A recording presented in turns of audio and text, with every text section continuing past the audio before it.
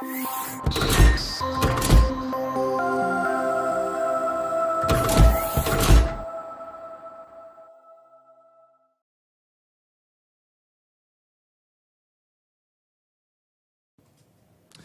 we had, I thought, a really good first session. Obviously, it's always good to get a sense of the figures behind the industry, some of the trends and factors that are driving us. And I think some of those things, again, the continued shift of production to Mexico, the model mix towards trucks and SUVs, some of that I think is quite relevant to what we will talk about here when we look at networks and we look at how you plan those flows. Obviously, low oil prices and poor commodities also having a big impact on the finished vehicle network.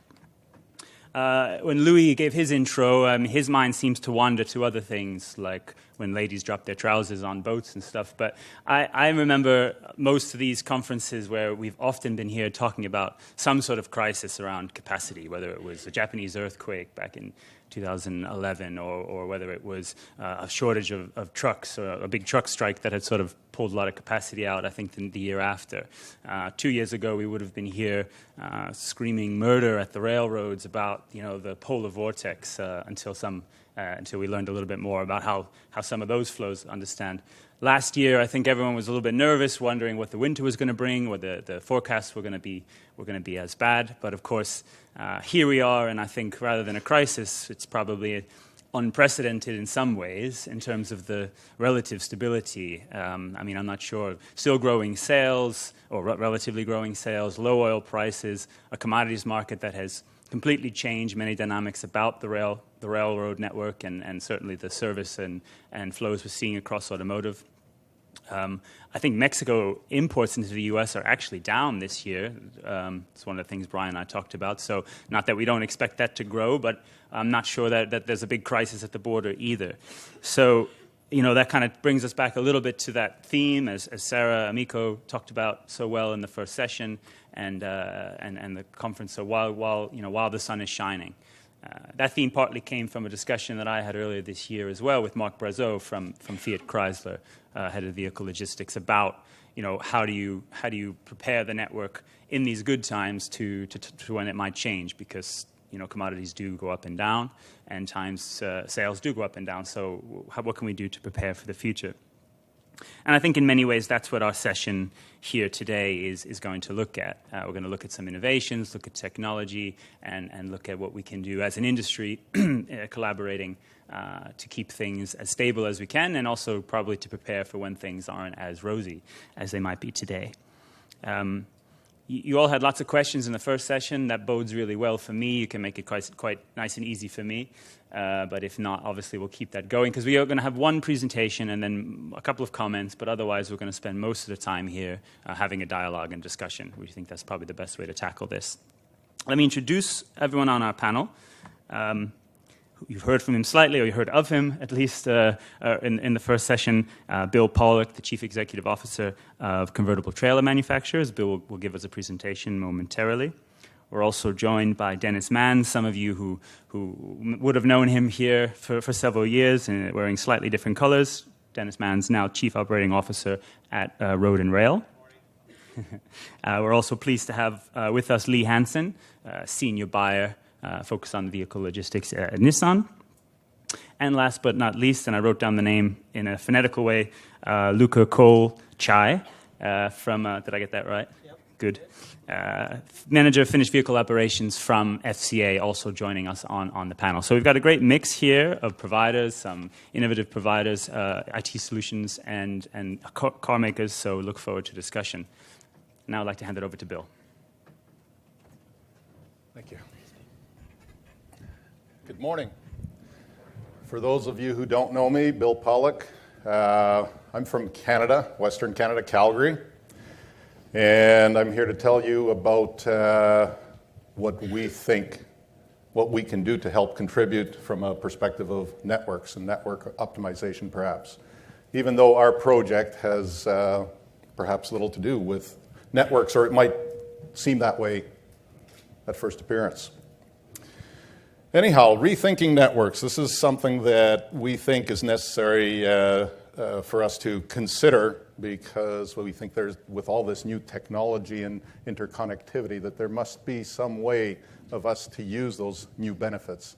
I think it's a highly underdeveloped and underutilized aspect of what we do today.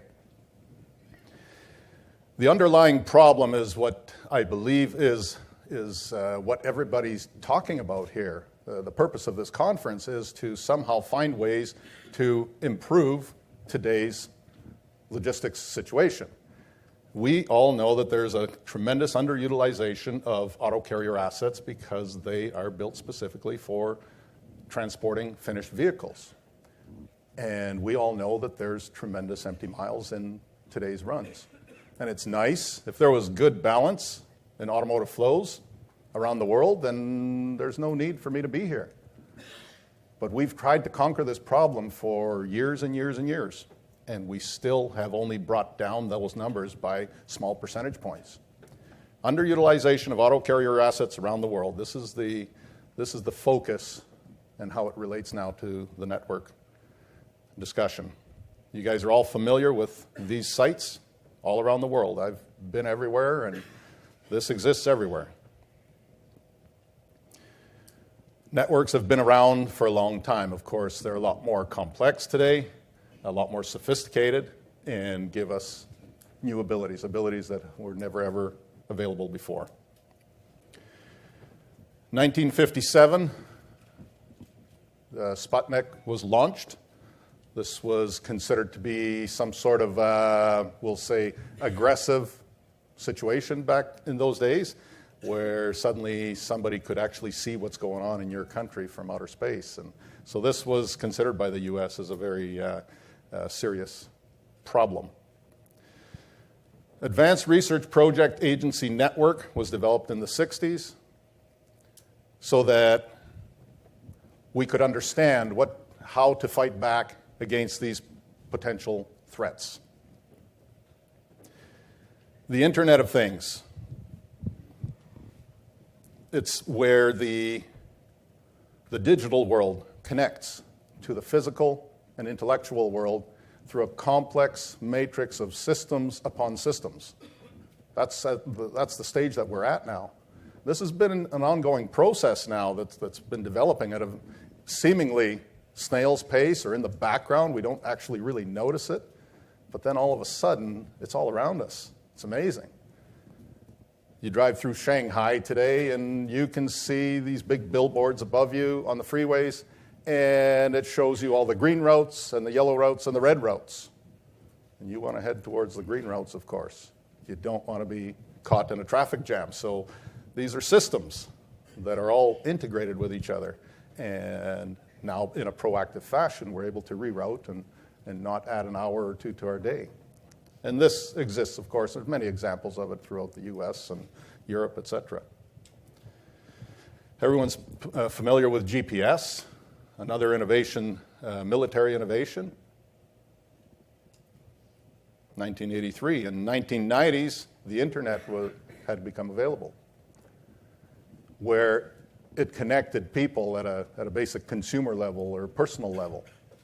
But these were all originally initiatives through the military. And then telematics, early 2000s. We're all familiar with that. I'm certainly not an expert in it, but we know that various components, each of these possesses certain characteristics that if we put these things together, imagine what we could do. The physical internet, transforming the way physical objects are handled, moved, stored, realized, supplied, and used, aiming towards global efficiency and sustainability. So what we're doing, we want to put it, for lack of a better term, put it on steroids, if you will. Certainly maybe a bad example, but anyhow, we want to improve what we're doing today in a far more efficient fashion. And the technology today does exist. I don't know how this slide got in here, but apparently it's funny. The 100-year-old bad habit, I call it.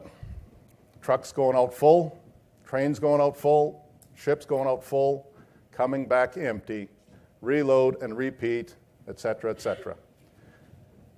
I think it's just a bad habit, nothing more than that. And it's not to criticize anybody in the room for doing it, but it's time to reevaluate it because today's technology is now going to allow us to do something better. We all know that 40 to 50% of our miles are empty. Why do we continue this? We need to ask ourselves that. It's time for us to change. We can ignore it,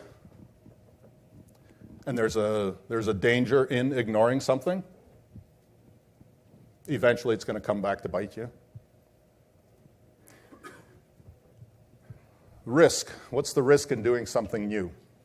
I use this slide in particular. By the way, I'm a career firefighter from the city of Calgary, and I want to thank the California Fire Service for all the help that they provided during the Fort McMurray fires. Fire now is 70% under control. People are returning back to the city of Fort McMurray. Little segue, but thanks again to the California community for their help. I use this slide, though, because we know that if we identify a particular problem, we need to figure out step by step the solution to it. If you rush headlong into this problem, into the fire, if you will, you're certainly going to die. You're not going to survive that episode.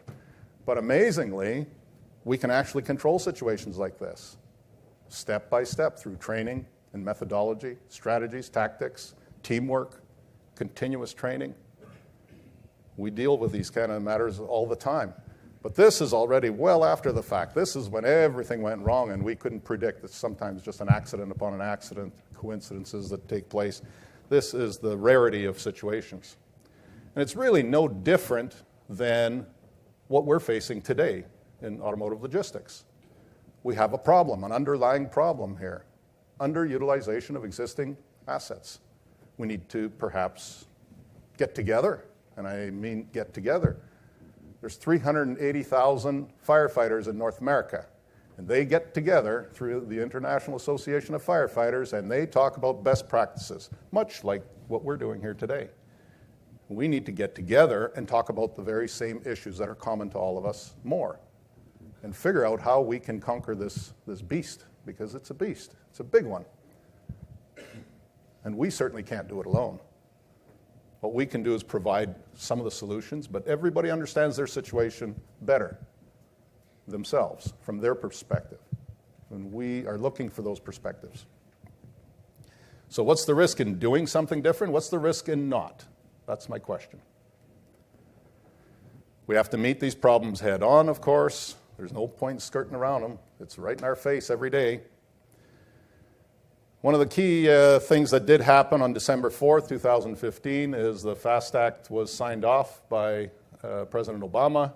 The now convertibility, along with a couple other legislations that were passed.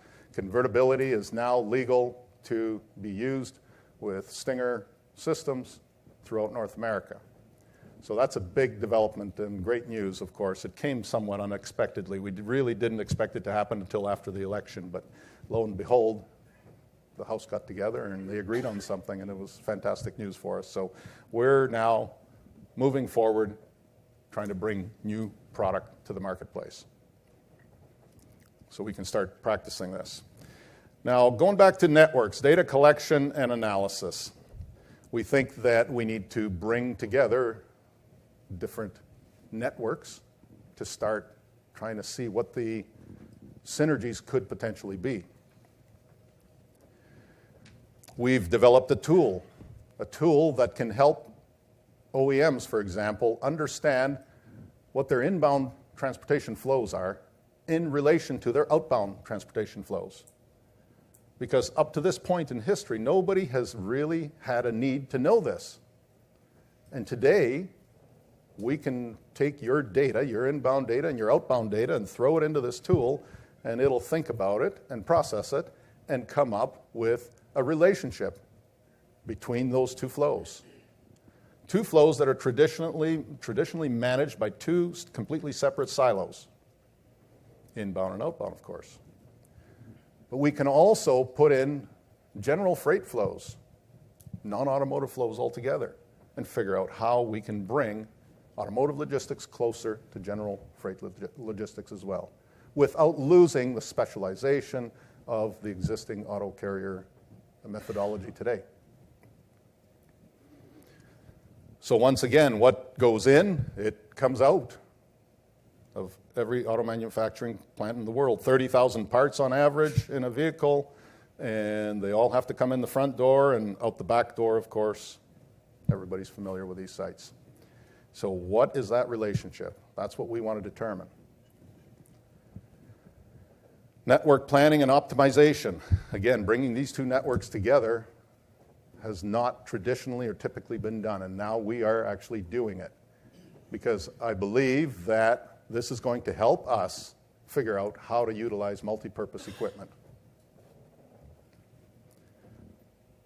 These are identical pieces of equipment. We have one standing outside, and we've got a partial freight load on it and some automobiles on it. It's a very simple concept. In some cases, we're finding that we don't have direct returns from our destination, but we might have to take a certain amount of distance, create triangles perhaps, to find our return loads. But at the end of the day, as long as it's a net gain, everybody in the room will benefit. Everybody in the industry will benefit, and the consumer ultimately will benefit. So the whole is perhaps more than the sum of its parts. This is the message here that I believe needs to be identified by everybody. We did this in our own fleet, and we were able to reduce empty miles from 40% to less than 5%. We made millions of dollars from this because your return loads typically have a much higher margin.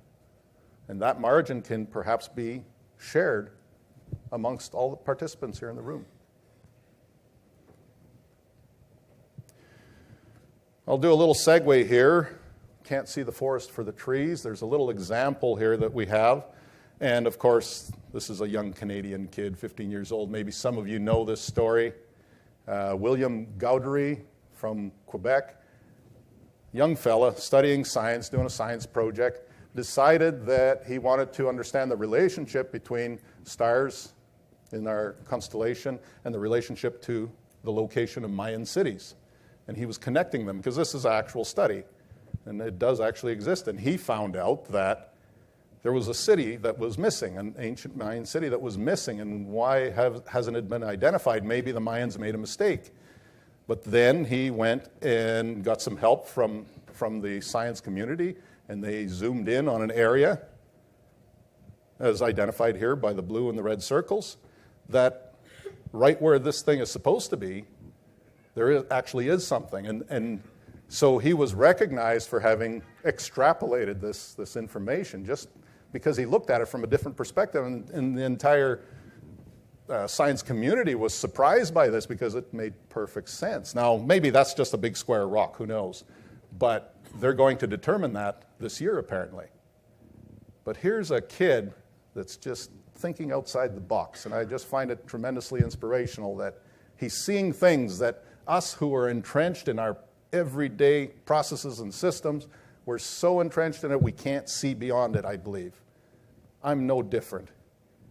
And I think it's truly great that we have new people, youth coming up, and we need to take advantage of that and nurture it and help continue to develop it. Amazing story. This one really resonates with me. I believe it's all about whatever we think, whatever we believe, it can happen. Whatever we can imagine, it can happen. We just don't know yet all the components to making it happen. If you think you can do it or not do it, you're probably right. We refer to this as turn and burn, out full, come back empty. We want to change that adage to turn and earn.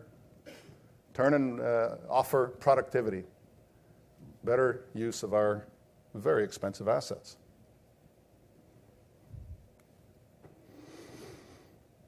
And that's it. Thank you for your attention.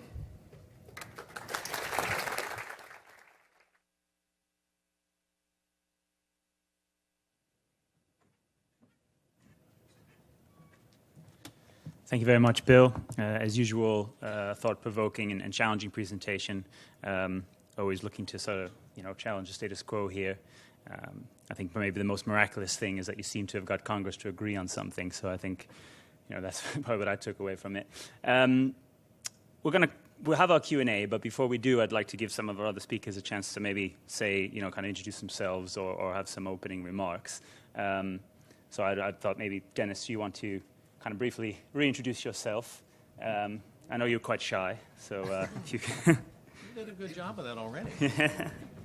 Anyway, hey, I'm glad to see everybody here. Good turnout for this conference. I'm a big believer in this conference. This is our industry's conference, by the way.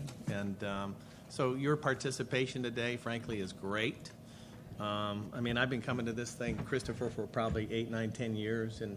And it's never failed where you always meet a lot of new people within the industry, different parts of the industry.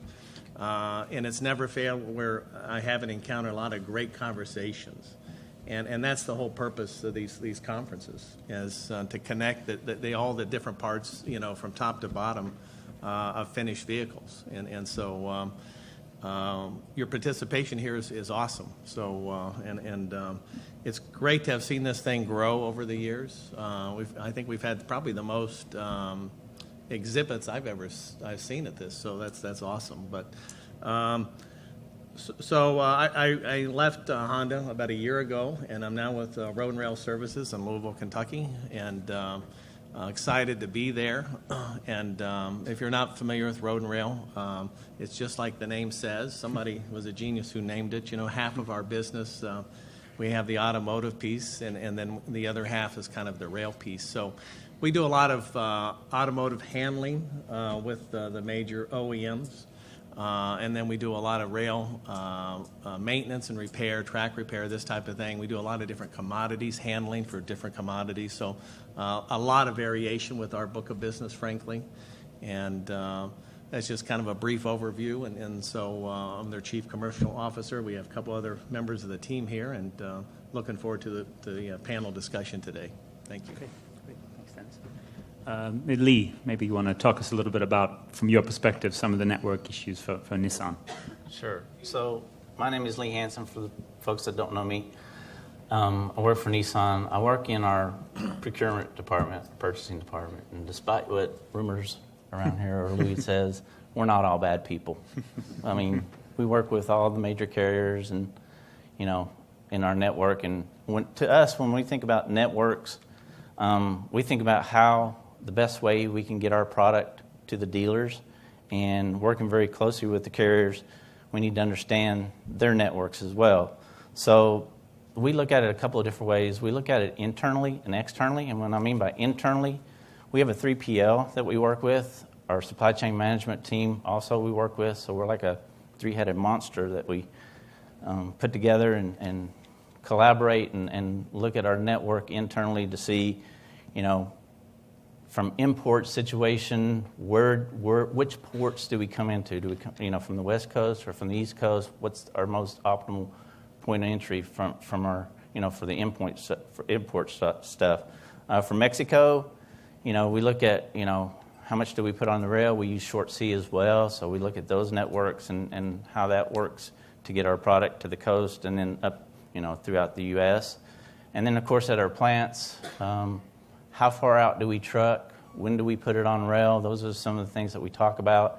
So, we work internally, like I said, with our 3PL and supply chain to find the best ways to do that. Externally, we meet with our carriers regularly, whether it's the rail carriers or whether it's the truck carriers. We bring them in and we discuss, where are you guys at? What are you guys doing?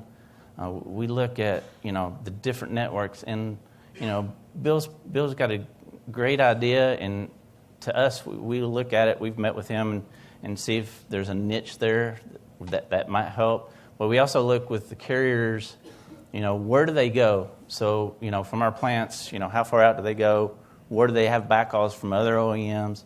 And then we're also working closely with, other OEMs sometimes. We're collaborating with them and just bouncing ideas off of to see where we can tighten up the networks. So to us, when we can optimize stuff, to us, it's a good cost solution.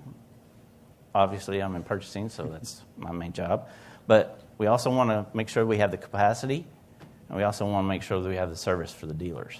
So there's a lot of different things that go into the network makeup of how we do things, but we are working every day, to make it optimal, to make sure the dealer gets his product on time.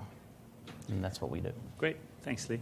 Luca, maybe you can also give us a little state of the nation. So my name is Luca Kolchai. I'm responsible for the outbound network at FCA. I've been in the current role for about 3.5 years now. I think for the folks in this room, we've been through quite a ride over the last 3 years with the shortages that we've experienced in 2014 and for most of 2015.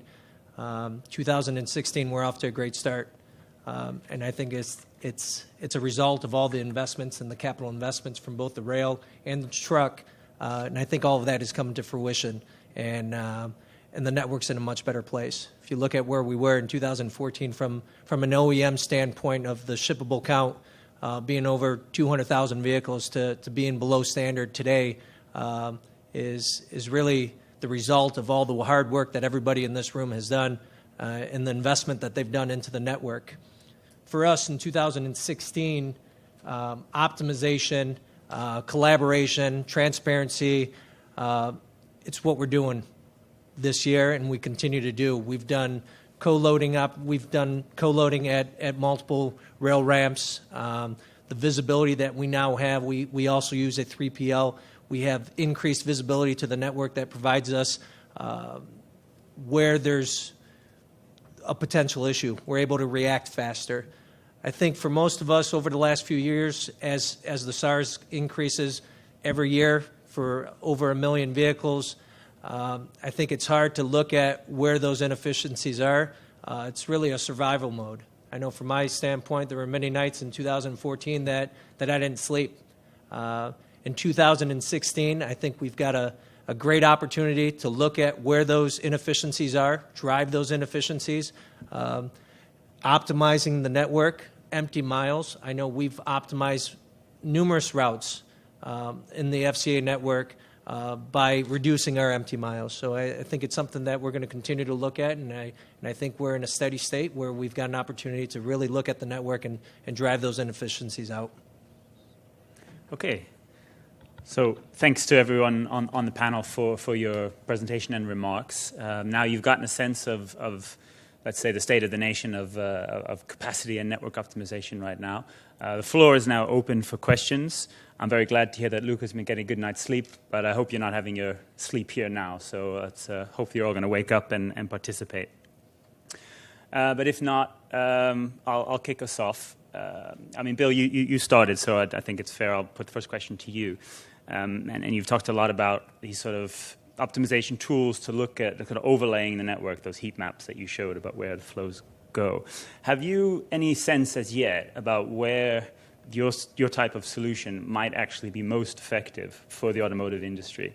And if, in fact, the most effectiveness might actually come between automotive and other industries, for example? Because I can imagine, and I was talking with Lee about this a bit earlier, that some inbound flows in particular are very tightly routed through milk runs or consolidation centers that OEMs might not be so keen to see disrupted in any way. So maybe you can give us some insight on that. Thanks for the question, Chris. And yes, you're absolutely right. There are a lot of sensitivities on the inbound side as there is on the outbound side. And those sensitivities all have to be addressed. We try to prioritize or categorize perhaps all of the opportunities, the inbound and outbound opportunities.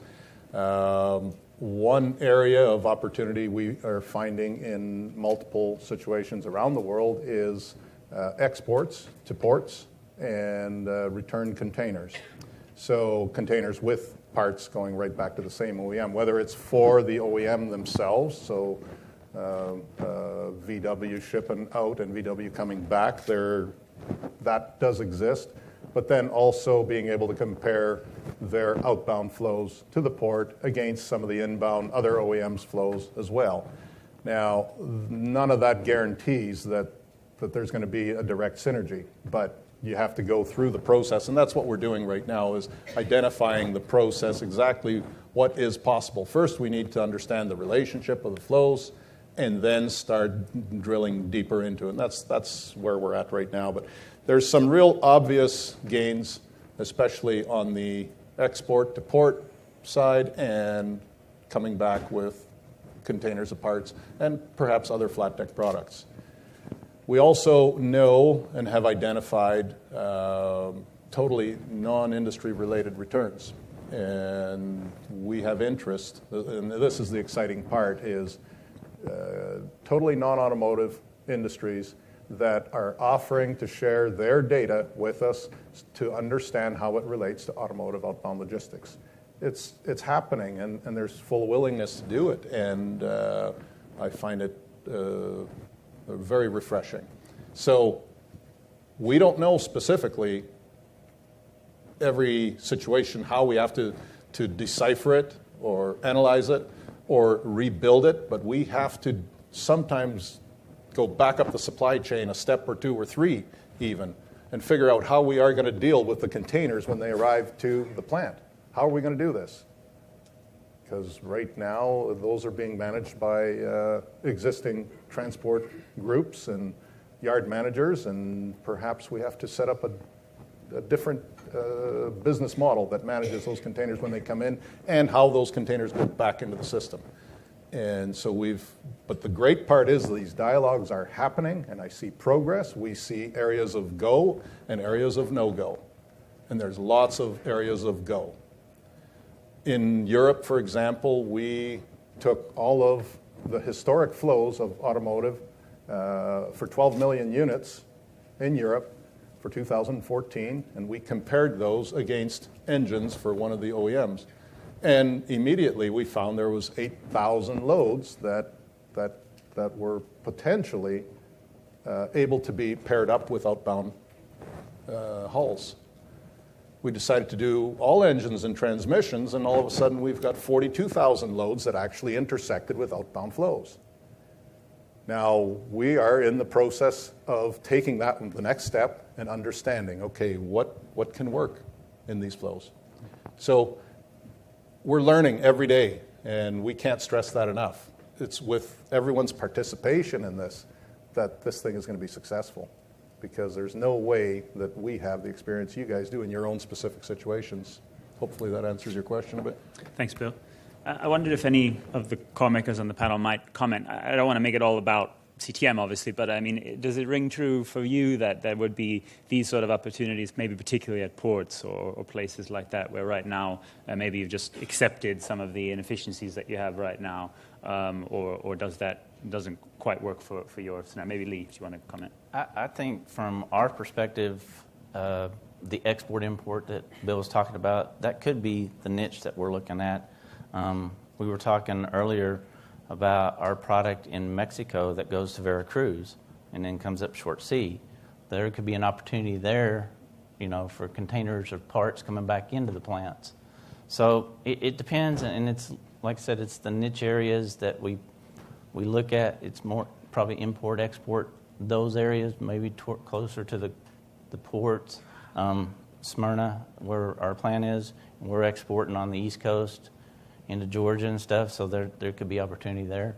So yeah, we're exploring those ideas, but also at the same time we got to be careful with our carrier networks, the way they're working today, because a certain carrier may be going in a certain area, but they may also be working for another OEM coming back the other way. So there's a balance there, and we want to make sure that we keep that balance, but we're always open to new ideas, and we're always looking to new ways of optimizing our network, and it's a possibility. Okay.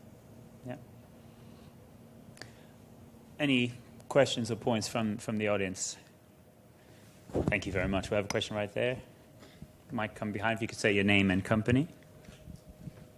Hi there, Christopher. I'm Bill Robbins with Trans Development, and I'd like to ask a question about infrastructure, about physical infrastructure. It's a little bit different than speaking purely of trucking, but for the OEM representatives, I think that includes Dennis, because you spent so many years working with Honda. What do you guys see happening and what's on your radar when it comes to the facilities that you need to have in order for you to distribute your finished vehicles. We're seeing so many interesting things happening over the years with shuttles from plants to off-site locations that are railheads, like Dennis initiated with Honda in Talladega. We have Nissan with this incredible history with DOS and the facilities that you had.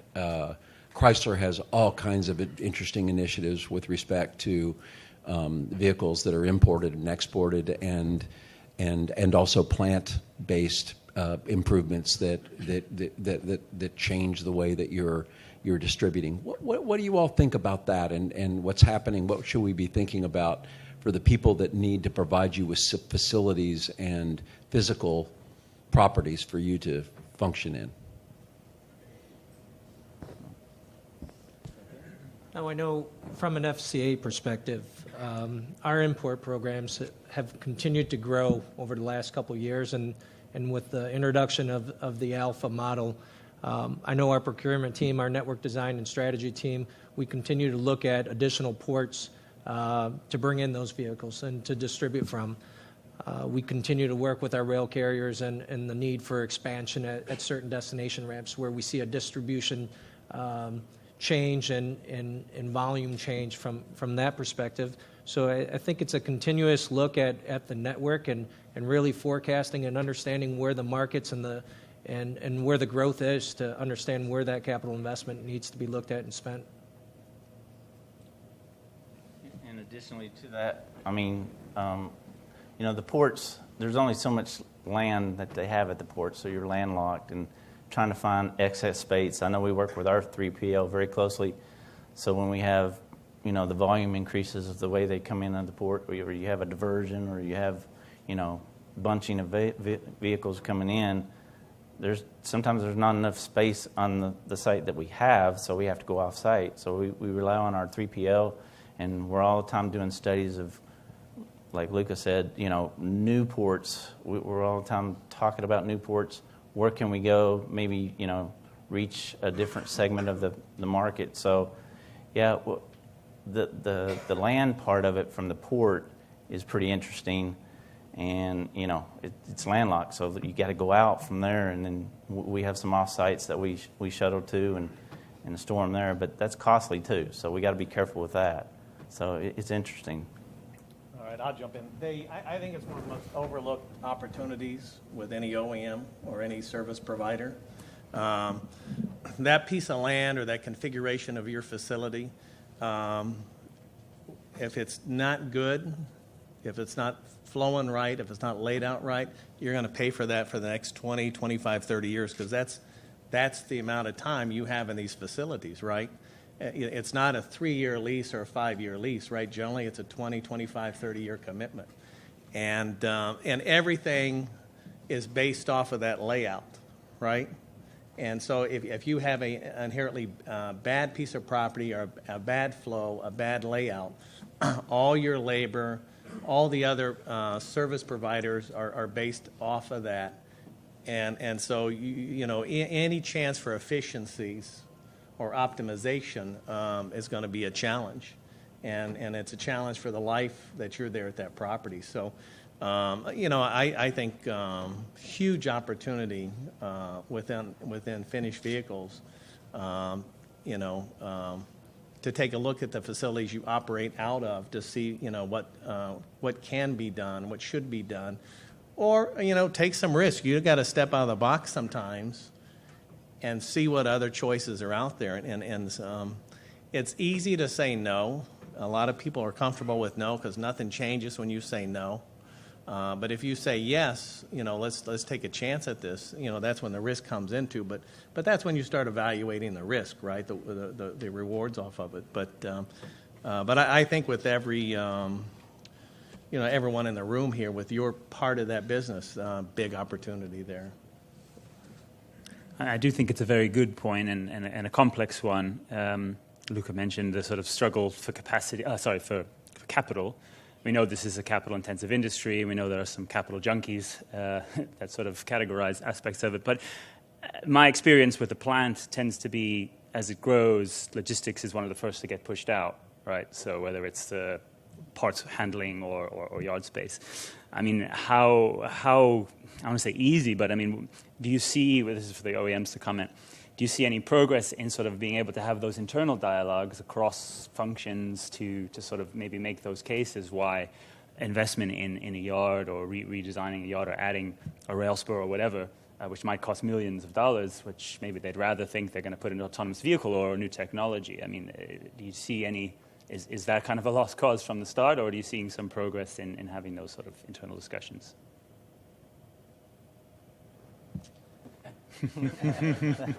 There's nothing like silence. Yeah, well, Usually gives you all you need to know. there's investment. I guess it's just the working with your partners and working on our. I know there's some extensive work being done in the Detroit area, on rail capacity and just with the expansion of some of our facilities and the products that we plan on putting into some of our Detroit facilities. And I know the railroads are making the investment. There's construction being done now to expand to be able to bring in additional rail cars when needed and to be able to handle the business. So. And I think from our standpoint, we look at that too. For some of our facilities, we look to see if there's a way to expand the rail sites to get more rail cars in there as well. But we rely on you guys to come with us solutions and help us figure out how we can get more capacity out of our plants and our rail sites and stuff. And I just make one comment on it. That land acquisition happens once. So when you reconfigure your yard or you're making a new acquisition, that land purchase happens once. But that cost per unit of that handling that vehicle happens every day, every few seconds. And so that's where if you make poor decisions or you start to take shortcuts with it, you're going to pay for that for a long period of time. And obviously that's going to exceed the cost of doing it right the first time. Okay. Yeah. Anybody else want to chime in? Questions or comments? Another one from my side then. Luca, you mentioned the some kind of positive figures, if you like, where the low shippable counts and sort of, let's say, the effectiveness of the network right now. But is the network efficient, or is it just kind of lucky because of some of the, let's say, other changes that I kind of mentioned in the beginning, the commodity shift, so there's more available service perhaps on the railroads, a low oil price, which is driving some costs down. How much visibility do you actually have across your network to say, right, we're running this empty, or this can be improved, if you see what I'm saying? So where is is the network as efficient as it is running well right now? For one, I don't think it's lunky. I think the folks in this room, we spent quite a bit of time planning and working closely with our rail and truck partners. There's been a lot of investments that have been made over the last year and a half, and I think that's what we're seeing today. I think the network's running better than it's ran over the last 2 to 3 years. I think we do have visibility to our empty miles. We do have a 3PL that tracks that monitors that. That's what our network optimization team looks at, is where are those opportunities that we can collaborate with another OEM, working with our truck partners, rail partners, to understand where there's an opportunity to optimize our network and drive those inefficiencies out. I can add to that we do the same. We're working very closely with our carriers as well, understanding their network and making sure that, even within our business itself, we may have a set of business going a certain direction, another set of business from a railroad coming back to that. And we have a few of our carriers that have that network where it's going back and forth and making it very efficient for them. But at the same time, we got to be aware of other OEMs and what they're doing for them. And if they happen to lose that piece of business, what's that do? Because now your head haul, your back haul is inefficient. So we try to stay on top of that with our carriers and understand, what they're doing on a daily basis and a yearly basis as it changes, as the volumes grow, or as the networks change, not just with ourselves but with other OEMs. How does that affect our carrier base? And we try to, work with them and make sure that they're efficient, because, when you guys are efficient, it cuts our costs down too. So. Thank you. Do you think that the industry, or let's say the pricing structure, is set up in a way that it can be as efficient as possible? I mean, if you're, for example, paying per unit, does that encourage you to really drive as much efficiency as possible into your network? I think so. I mean, that's the way we look at it. The CPU works well with the way we look at things, and it drives down to, once we have a CPU, so we know what it is to deliver that car to that specific dealer, we can look at what our total cost is from there. Of course, fuel being so low actually helps us as well. We're at a good point in time where the fuel has gone down over the last year, and the total delivered cost, as we see it, is beneficial because of that. And like I said, the CPU to us, I think, is a good cost measure. For me, I know there's a lot of discussions from our procurement team and network design teams to understand what the network looks like for the various carriers, the haul-away carriers, and to understand which lanes make sense for them. So I know we've made over the last year multiple changes within our network to understand where there's an opportunity, where are they running back empty, and create a route where optimizing their truck to as closely as possible to 100%. So there's multiple changes and multiple times we're looking at that and bringing in our carriers to understand, where could you help us out?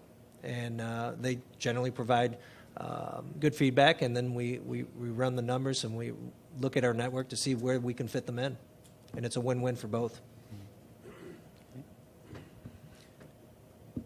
Okay. Yes. Thank you. This is to Luca. I mean, we may be getting off topic a little bit, but I wanted to ask so much. What is the long-term strategy for Chrysler in the exportation of vehicles from North America to parts of the world? Where do you see that going? Is that a growing thing, or is it something that is just a segment of time where this has been such a big deal for you and an opportunity? No, with our joining with Fiat, I think has opened up multiple doors for us globally. If you look at our export volumes, they have come down over the last couple of years. We're opening up new facilities. We've got partnerships and joint ventures in China where we're building, Jeep products for the market over there. We've opened up facilities, the Pernambuco plant in Brazil. So I think depending on the market and the need, I think that's where the strategy is going to go. I think we're going to continue to export vehicles. Obviously, there's vehicles that are built here that we won't localize in other countries. Our Grand Cherokee, our Wrangler, those are our bread and butter products that we currently export. Not saying that one day, depending on the market, that we may localize that vehicle somewhere. Could happen. We've done it in Venezuela. We built the Grand Cherokee over there for that small market. But yeah, it's all dependent on the market. But our numbers are generally, they have come down, but we're opening up facilities and manufacturing facilities in those regions that there's a strong market demand. Thank you for that. Looking a little at Mexico for a moment. SCA is making some big changes with a version of the Jeep going in Toluca. Obviously, Nissan, huge already in Mexico with more to come with Infinity. I wondered if in the short to medium term, you're looking at any notable changes in the way that your current network is working, whether it's the balance between rail and short sea or other methods. So, we're not creating a new facility, right? We're just replacing product. So from a network change from a bi-level, tri-level at the current Toluca facility, there hasn't been a major change from that perspective. But even with the expansion of Mexico, I think, we build a ProMaster van down in Mexico and we truck that direct to dealer. We're looking at short sea. We've initiated short sea And I think with the expansion, I think the OEMs, we're all going to look at opportunities and options to move our vehicles and get them to dealers. So I think both rail, truck direct, and short sea are just going to be needed and required as the volumes increase down in Mexico. And from our perspective, we have a new plant going in August that's going to add some more volume. We're doing a joint venture down there. We utilize the rail and short sea as well, so as that shifts or the volume increases, we look at both of which way is the better way to get to the market of the U.S. We truck domestically throughout, but the volume is growing. Like you said, the infrastructure is not all together there, or can cause some bottlenecks, but we're working very closely with our rail partners as well to make sure that our Mexico product is going to flow up here. And I think additionally for FCA, if you look at our network 3 to 4 years ago, we were predominantly rail out of Mexico. I think with the ProMasters van out of Saltillo, a direct truck from the facility, I think with the initiation of the short sea that we now have in place, it gives us options. That if one plant falls behind or one network isn't performing as needed to get our vehicles, we can utilize one of the other networks to get our vehicles to final dealer. Dennis, you obviously had a lot of experience with Mexico in Honda, but is Mexico important now for road and rail services as well? And what do you see as a sort of important areas that maybe you'll be looking to invest in or target further? I should disclose that now. So. We're not in Mexico right now. Right. I mean, there's obviously a lot going on, a lot of opportunity. We've talked about that at this conference before. There's so much complexity down there in all aspects of our businesses. It's great to have great partners. When you go down there, you pick a good dance partner, and everything goes a lot smoother. But even your best days a little challenging at times down there. But for us personally, we're not down there. We keep a close eye on it, obviously, just because of the growth charts that we saw earlier. The dynamics of it are just amazing, and it's going to just continue to evolve. And everybody in this room is, whether you're in Mexico or not, you're kind of in Mexico because there is a connectivity to all of it. And so, it's exciting. It's exciting. Yeah. I'm actually just back from Mexico myself, and one of the things that's most surprising down there at the moment is actually the fast growth of imports from, for example, Asia, and the domestic market growing 20% or something like that. So it's so sometimes the expectation is not what we thought. We have another question here. I think just to jump in, so if Mr. Trump gets elected, it'd be interesting to see him to reverse the Mexican auto industry. So, that ship has sailed. It's a huge, important part of the North American automotive industry, and well, it should be. I think if Kansas City Southern just gets enough run-up, they can crash right through the wall, so it should be fine. Kurt Watson with Nissan North America. As has been alluded to, one of the biggest risks to the network that we see in Mexico is the haul-away capacity. And when we talk to our carriers in Mexico, they're reluctant to add more trucks to the network and one of the biggest things they tell us is because of the peso devaluation. They buy all their equipment from the U.S., and they've seen a 40% devaluation in the peso, so those trucks that they're buying, the equipment they're buying is costing them a lot more money now to add, and so I think there's kind of a wait-and-see attitude. We'll wait and see if the peso gets back to 12 before we go and buy a lot more trucks. But from the information we saw this morning, with the labor rates being the way that they are in Mexico, I guess my question to Bill and maybe to some of the other truck builders, equipment builders, is there any incentive for U.S. truck builders to build equipment in Mexico? We feel like we're going to see a lot of trucks that have to be added to that network with all the capacity that's coming on. Being that that's a concern, is there any benefit to building in Mexico? Thanks, Kurt, for the question. I probably can't answer this question as well as the direct truck builders can, We are a company, of course, that is promoting the concept and has the intellectual property behind it, et cetera, and the process. That's what we're working on. The actual building of the equipment, I mean, we've talked to various manufacturers and been in constant discussions with them.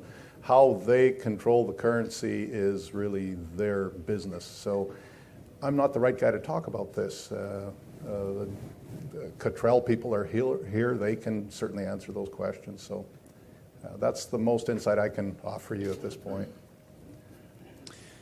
Short of finding them or trying to answer on their behalf, I'll only say that at our Mexico conference, I think we have a fair amount of interest, people coming and looking at all kinds of opportunities are there, and I think it's an excellent point. I mean, the haul away capacity, 5 to 10% short of the market as far as the figures that I've seen, and the peso devaluation is certainly holding some of that back. So any other questions, points? Oh, sorry, I haven't mentioned, we've got a few on this side. We'll start with Brian. Hi, Brian Mason with Pasha Automotive Services. Question both for probably Lee and Luca, but Lee, you brought up earlier, and I appreciate you bringing it up, that one of the challenges that some of the OEMs face is when they're coming into crowded port operations, that land is scarce, and sometimes we have to go out and find additional land for offsite storage. When you do that, from the marine terminal perspective, we really have two ways to go on that, and that is we can either ask the OEM to participate in some of the development of that land and acquisition of that land for their use, or we can ask for longer-term commitment and volume from that OEM so that we can make that investment and know that we're going to have the support for that. Which of those two methods, or is there a third method that you guys would prefer from your perspectives? We're not, I mean, longer term option could work. It just depends on, the cost, of course. With the land being locked and then having to go out, we're relying on our 3PL to help us find that land, but sometimes we may have, I had a carrier approach me the other day saying they had an idea for that. So we're open to ideas of where we can go, and if longer term is what we need to do. I'm not so sure if the OEMs, from a cost perspective is, investing at this time, but I mean, anything's an option at this point.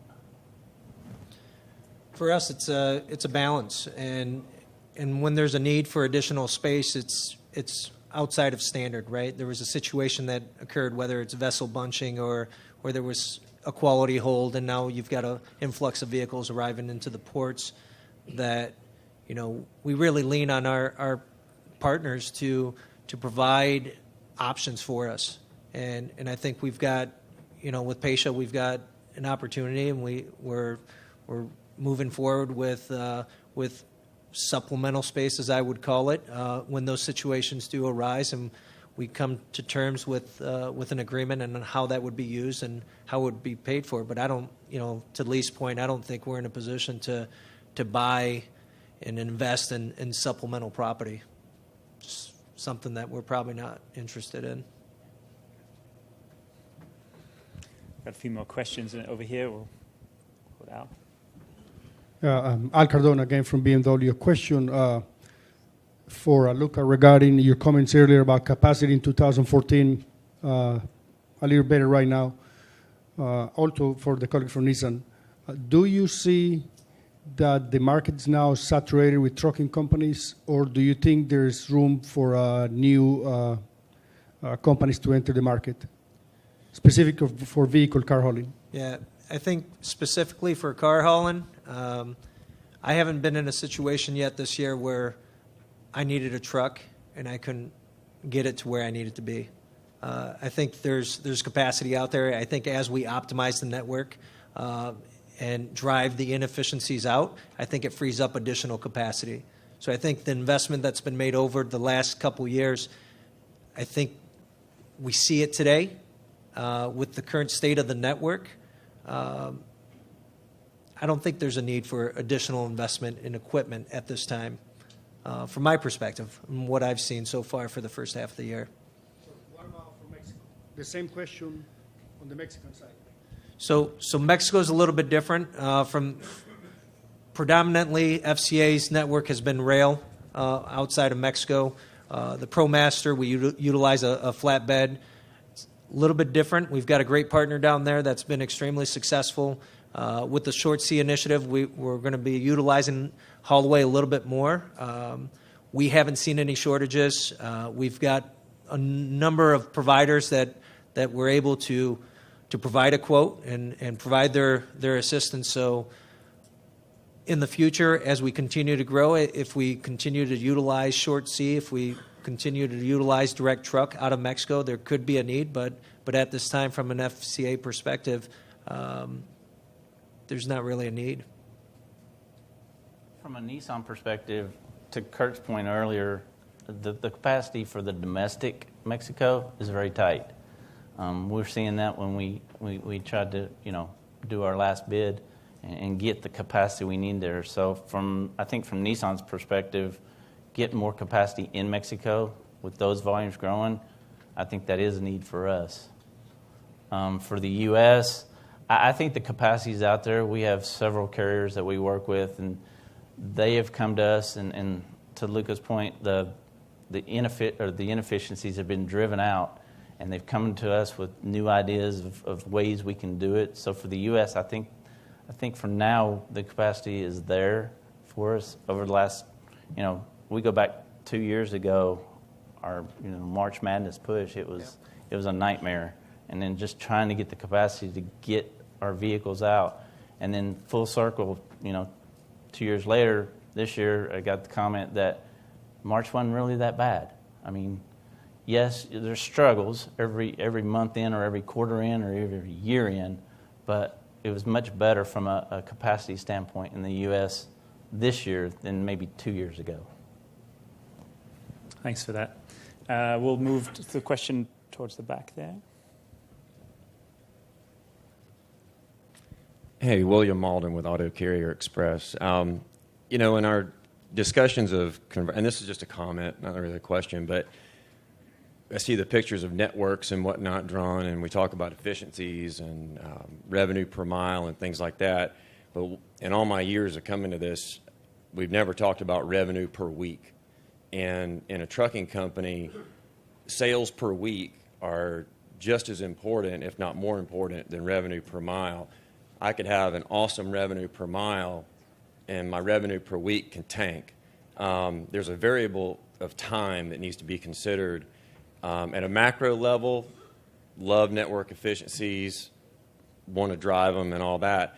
At a micro level, the time that it takes a driver to run somewhere and convert a truck or drop his skids, even if he's not converting, and pick up a load and then go back to his home terminal needs to be considered, particularly if you're running electronic logbooks and running an illegal outfit. We've been running electronic logs for years, and sometimes a 2 or 3 hour delay in a piece of equipment can impact a driver's pay by 15-20% on a week.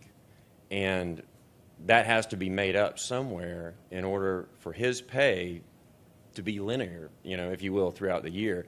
So all that to say, that's just a comment, and I don't know if there's any reflection on that, but there's revenue per week is an important variable, not just revenue per mile. So anyway. Chris, yeah, please. William, I have a perspective on this. I used to run my own transportation company, and I certainly take your point and get your point that critical mass is exactly that. It's critical. You need a certain amount of revenue. When it comes to the concept of convertibility or multi-purpose equipment, we were involved previously in longer distance transportation, and this is where it really helped us. That's where the concept shone, because 2 hours to reload at the end of a 1,000-kilometer run was no big deal. And usually the drivers would catch up with each other. If a conventional guy was running parallel to our convertible, they more or less ran the same schedule. But on your tight runs and tight turns, it's going to be much more challenging. And so my comment to that is we're probably not ready yet to start attacking the short runs. I think the most important part is that we identify the easy gains, the low-hanging fruit, if you will, and not try to disrupt what you're talking about. You need continuous revenue, you need a critical mass, and that's well understood. But I don't think the concept of convertibility is an enemy of that. I think we just have to perhaps dig further up the chain and understand what we have to change, perhaps at the shipper's end, and the timing, and et cetera. Figure out what the problems are and solve them one step at a time. I don't know if anyone else want to reflect on that point. Or no reflecting on this panel. Do we have another hand up in that corner somewhere or anywhere else? Oh, yeah, sorry. We'll take another question. Yeah, I have one. Again, Carlos Torón with Transdevelopment. We're making too many calls, but this is an interesting topic for us. We have been discussing, by the way, a comment about the peso. The peso is not going to improve because it's, for the last 50, 60 years, it just devaluates and it never goes back to a acceptable level. So just be aware of that. And I'm from Mexico, so I guess I know a little bit about it. We have been talking about improving the network, routes, type of cargo, modes of transportation, et cetera, and Bill talked about a business model. If the business model is right, are the OEMs willing or open to share transportation assets or facility assets? For instance, ports. Most of the ports are landlocked already. But if you go to a port, it's segregated. There is one OEM here, another OEM there, and sometimes one is using 100% capacity of what he has or the OEM has, and the other one is 30%. But since they have agreements with the port and they have agreements with the service providers, they cannot use or share their assets. If the business model is right, some kind of a third party or something, are the OEMs willing to really share those assets? Because that's one of the issues that we see in order to improve not just facilities, or it's improve everything that we're talking about. I'll jump in. Carlos, in my previous life, that was on the table, and no, seriously, and it's one of those things. You have to protect your business first and foremost. So you have to look at what your schedule of events are and what's happening in your world at that moment. But there's a lot of times that you might have that opportunity, and it's a negotiated thing. But we would get approached periodically from different friendly competitors, and if we didn't have the need and they had to, we would work with them. And so, but it depends. It's a case by case deal, and now you go back to the economic downturn when you had some excess product and stuff, and at that time probably not. But it just depends upon where you are in your sales cycle and this type of thing.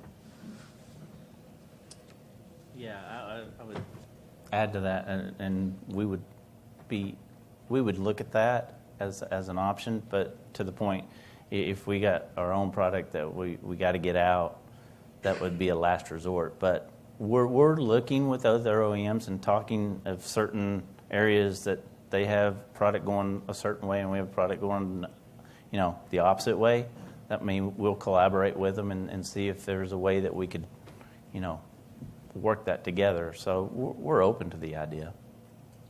And I think the port processors do a really good job as far as understanding the fluctuation of volumes by OEM, and when we're over our footprint, to allow us and provide timing on, you can have this space for a month, but knowing that in a month this OEM will require it back.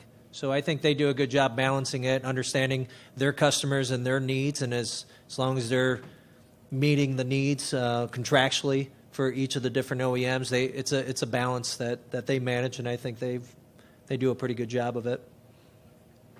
And while we're on the subject of the C word, as I think we've been calling it sometimes at this conference with collaboration, you probably blinked there for a second. Are you doing more or open to more co-loading from locations across your network on truck, for example?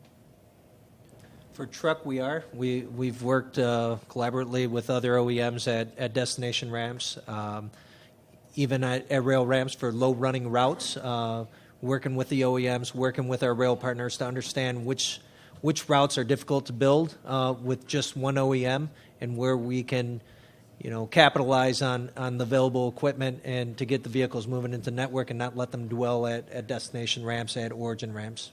So, yeah, we're doing some of the similar stuff too, where we see the co-loading, especially at the smaller ramps and where you don't have enough volume going to those faraway dealers. So it only makes sense to co-load when you're going to the same way. So we do a little bit of that as well.